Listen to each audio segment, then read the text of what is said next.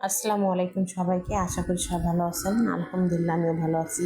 তো সকাল সকাল আমি কী ভাজি করলাম ওটাই আপনাদেরকে দেখিয়ে দিচ্ছি। তো এখানে হচ্ছে আমি আগে আলু নিয়ে কেটে ধুয়ে রেডি করে নিয়েছি। এখানে মরিচ, পেঁয়াজ, লবণ, হলুদ দিয়ে তেল দিয়ে এখন আমি একটু পানি দিয়ে এটাকে বসিয়ে দেবো একদম চুলায়। তো এখানে আগে আজকে আমি তেল আর পেঁয়াজ দিলাম না, হাতে মেখে দিচ্ছি। কারণ হচ্ছে যে সবসময় কিন্তু একভাবে রান্না করলে দেখবেন কি ভালো লাগে না, তো একটু অন্যভাবে রান্না করার চেষ্টা করবেন, তাহলে খুবই ভালো লাগে। আর মাঝে মাঝে এই রান্নাটা হচ্ছে ঝটপট রান্না, যাতে যেন একটু আপনার সময় কম লাগে, এজন্য এটা খুব তাড়াতাড়ি বসিয়ে দেওয়া যায় যদি আপনি ব্যস্ততা থাকেন। তো একটা কাজ করতে ধরলে আরেকটা কিন্তু আমাদেরকে করতেই হয়, যার কারণে এভাবে বসায় দিলে খুব তাড়াতাড়ি হয়। তারপরে এখানে আলুটা একটুখানি জাল হয়ে গেছে, তো এখানে আমি দিয়ে দিচ্ছি ভটভটি, কেউ বলে লুব্বা, তো আমরা ভটভটি বলি। তো এখানে হচ্ছে ফ্রোজেন ছিল ফ্রিজে, তাই ভাবলাম যে এখানে দিয়ে দিই, খুবই ভালো হবে। তাই তো এখন দিয়ে আমি ঢাকা দিয়ে রেখে দিলাম কিছুক্ষণের জন্য। তো কিছুক্ষণ পরে দেখুন বরফটা গলে গেছে একদম।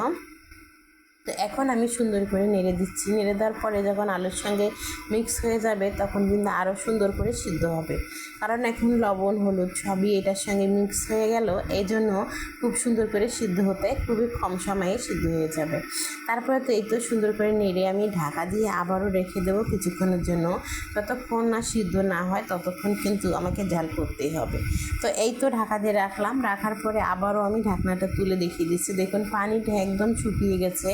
তো এখন অবশ্যই পানি নেই, কিন্তু অল্প অল্প পানি আছে, তো এতটুকু আমি এখন শুকিয়ে নেব জালের সাহায্যে। তো সব দিকে কিন্তু শুকিয়ে গেছে, মাঝখানে একটুখানি পানি আছে।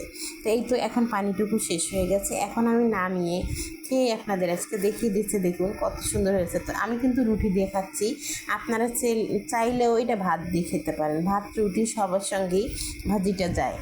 তো আমার কাছে আজকে মাছ মাংস ছিল না, তার জন্য আমি আজকে সবজি ভাজি করে আপনাদেরকে দেখিয়ে দিচ্ছি। তো এই তো আমি খেলাম, আপনারাও একদিন এভাবে ভাজি করবেন আর রুটি দিয়ে খেয়ে দেখবেন, খুবই ভালো লাগে। আমার মতো ঝটপট করে রান্না করতে হলে ঠিক এভাবেই করবেন, হাতে মেখে বসিয়ে দিবেন, খুবই তাড়াতাড়ি হবে, ভালো লাগবে খেতে।